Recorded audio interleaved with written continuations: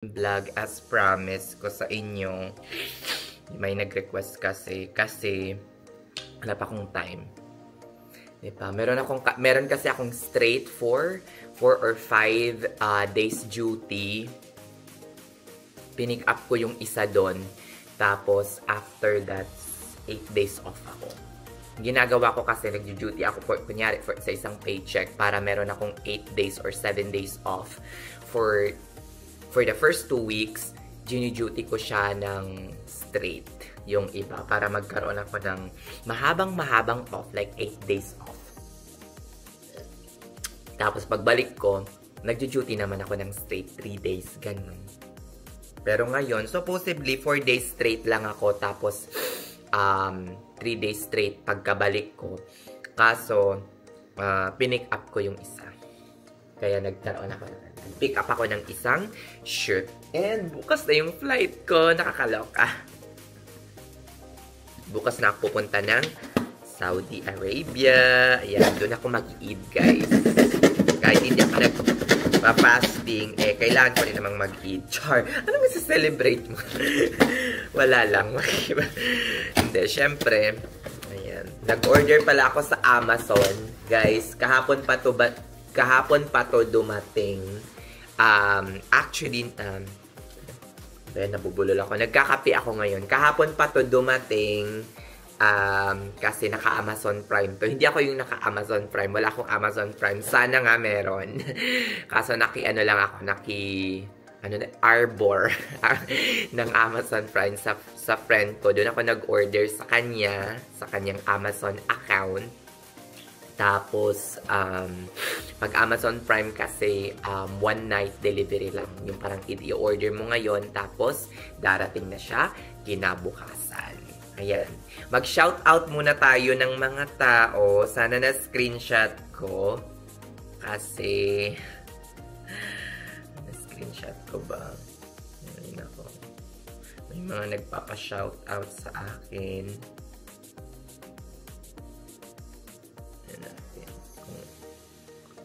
24 seconds. Okay, ito, mag-shoutout muna tayo. Basahin ko ha. Hi, Nurse Can, subscriber ako, pero si Mrs. ang palaging nakikinig sa lahat ng vlog mo. Hehehe. Waiting siya sa PD namin pa US. Almost 9 months na kaming nakikinig every midnight. Wow, thank you so much, guys. Hindi ko alam kung saang country kayo nakikinig or nagwa-watch sa akin. Sana hindi nakaka-apekto yung yung time ng pagbablog ko or yung parang, upload ko. Every midnight. Pa-shoutout ko sana sa'yo sa next vlog mo. Nurse Joanne Ramos. Oh, Nurse Joanne, thank you so much for always watching my vlog. Maraming salamat. Thank you po. And stay safe.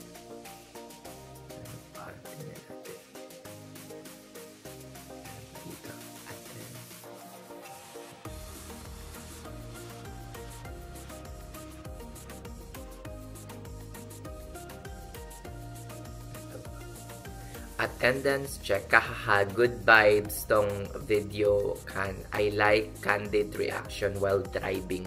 More of this for me. Pa-shout out again, please, sa daughter ko, Iram Ciela. Hi, Iram Ciela. Thank you so much for always watching me. Thank you for always watching my vlog. Maraming salamat. Saan ba? Ano pang isa doon? Nakalimutan ko na kung saan. Hirap kasing baka makapiright pa ako doon. Sana hindi. Ayan.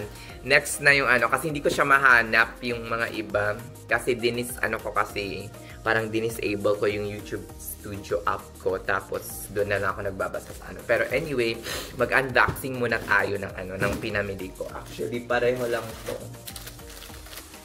Yan muna natin to. Nabili ko lang to sa Amazon, yung isa. I think $15 or $16. Mga toiletries lang to. Ayan. Pwede na. Ayan. Tingnan natin. Ganda. In fairness. Ayan. Mura lang siya. Siguro mga 10 or $15. Ayan. Pak. Diba? Lagyan lang ng mga serum, ng mga facial moisturizer. Ayan. Daming packet. Ayan. Ay din, medyo malaki naman. Tapos, yung isa naman, doon pala sa nagtanong sa akin kung saan ko mas gusto. I mean, nagtanong kasi siya kasi parati akong, di ba, nagme-mention ng mga, parati akong nagme-mention about kung saan, anong gusto ko, American nurses or mga Saudi na local nurses doon. Kasi nga, na-experience ko siya both. I think yung dalawa ay may malaking pagkakaiba. Pero, for me,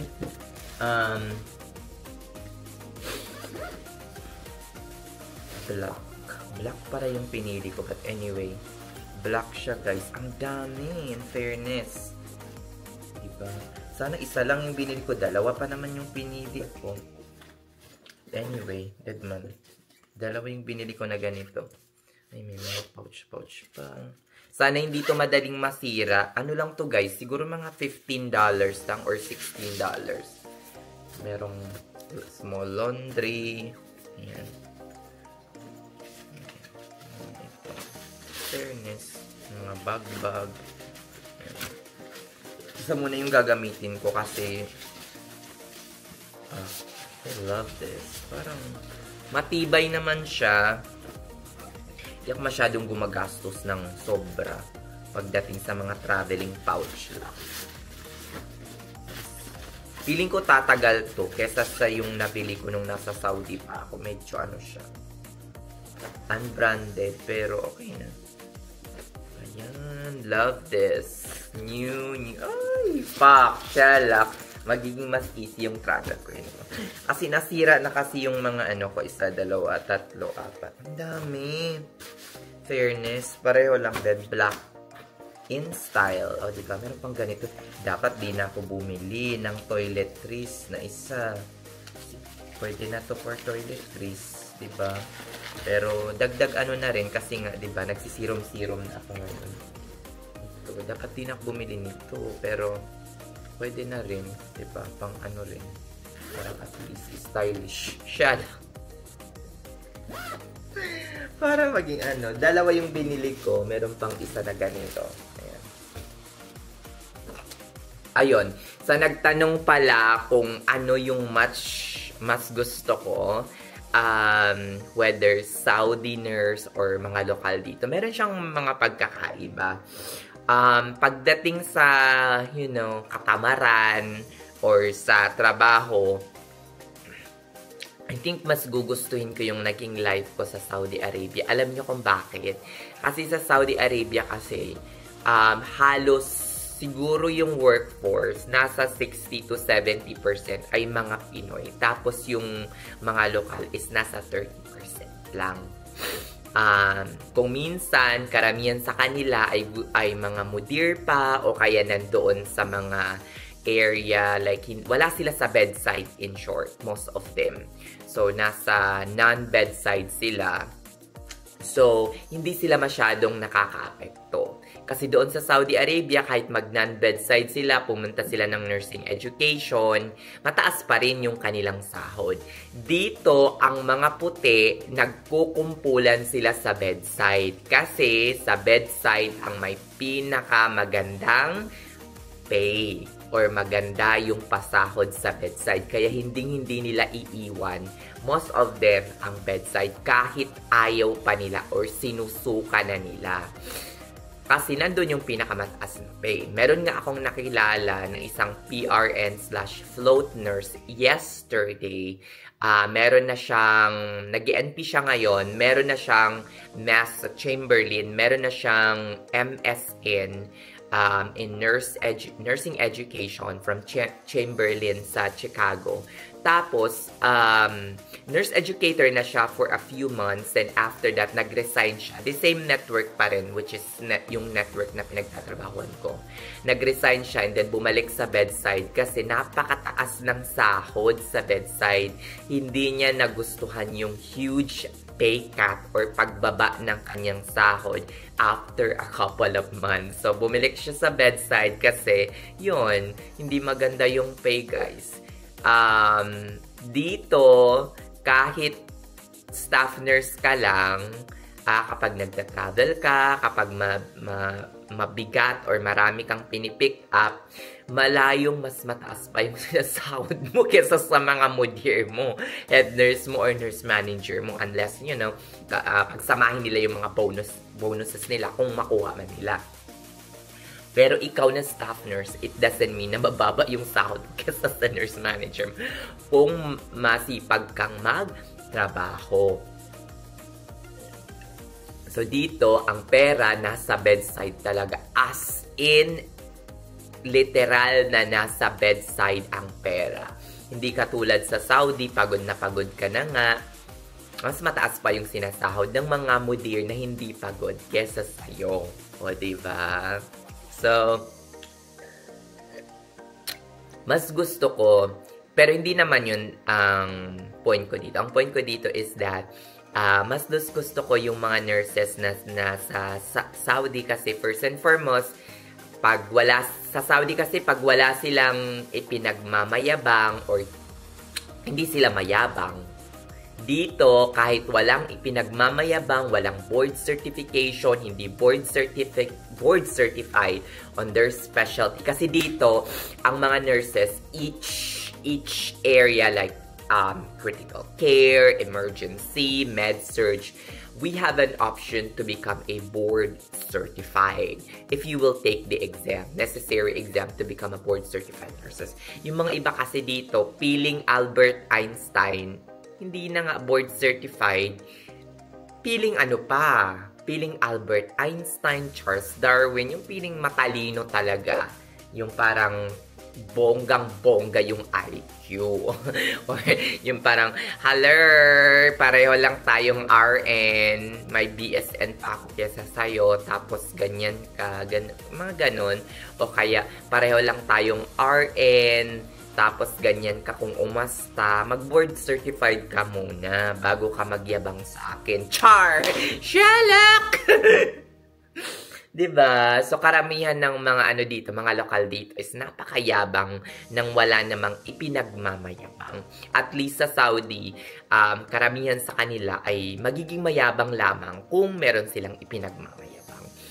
Or, ang nagustuhan ko din doon is that kung hindi nila kaya sa bedside is that umaalis na lang sila ng bedside. Hindi yung dito, nagkukumpulan sila sa bedside, mga tamaran naman at mga pabigat. Mga Coke float. Alam nyo na yun. Shalak.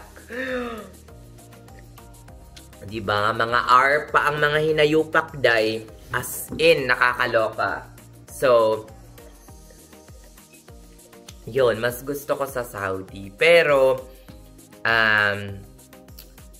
okay naman, manageable naman, at nakakayanan ko naman parati yung ship every now and then. Kasi, sabi ko nga, though maraming mga maraming mga hindi disadvantage, maraming mga struggle, challenges, at mga hindi ko gusto dito, all of those things outweighs the benefits that I'm getting. Outweighs the benefits, yung magandang life na meron ako dito. Of course, it's not all about money naman. Hindi lang naman yun yung dahilan kung bakit ako nag-Amerika.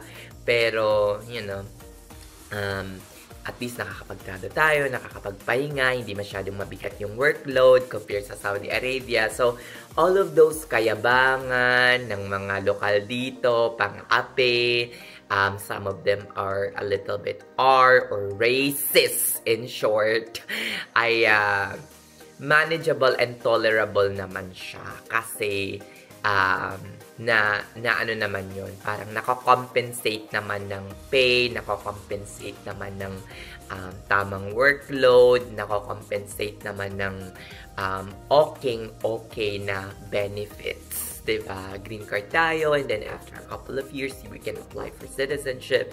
That's great, right? Diba? Wag na nating pansinin yung mga negative things na nangyayari sa ating buhay.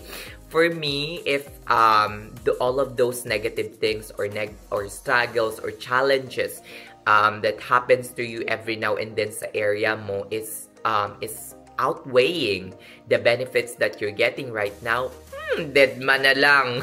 Ipikit ang mata siya, kung sobra na email your nurse manager. That's it.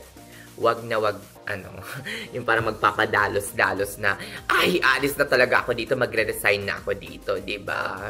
Mag-resign lang kung meron ng plano, meron ng definite plan. Wag magpadalos-dalos. Wag na wag magre-resign just because of a bad shift. As in, sinabi talaga ito ng isa sa mga naging kaibigan ko, though we're not anymore communication, wala na kaming communication, pero sinabi talaga sa akin ng friend ko na parang na umalis na, as in napakabait nun. Sabi niyo ganun, Ken, ito lang yung masasabi ko.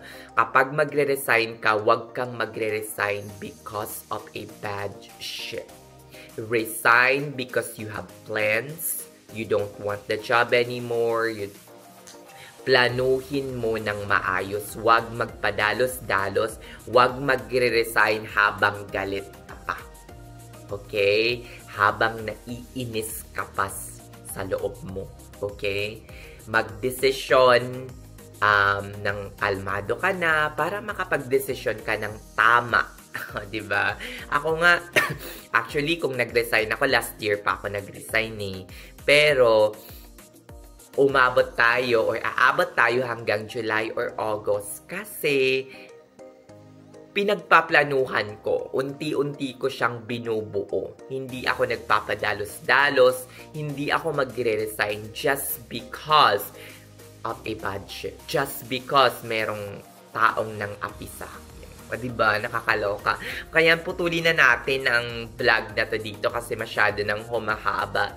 Thank you so much and see you on my next vlog. I think I will see you in the airport na on my next vlog. Thank you so much. Bye! Maraming salamat sa pakikinig. Bye!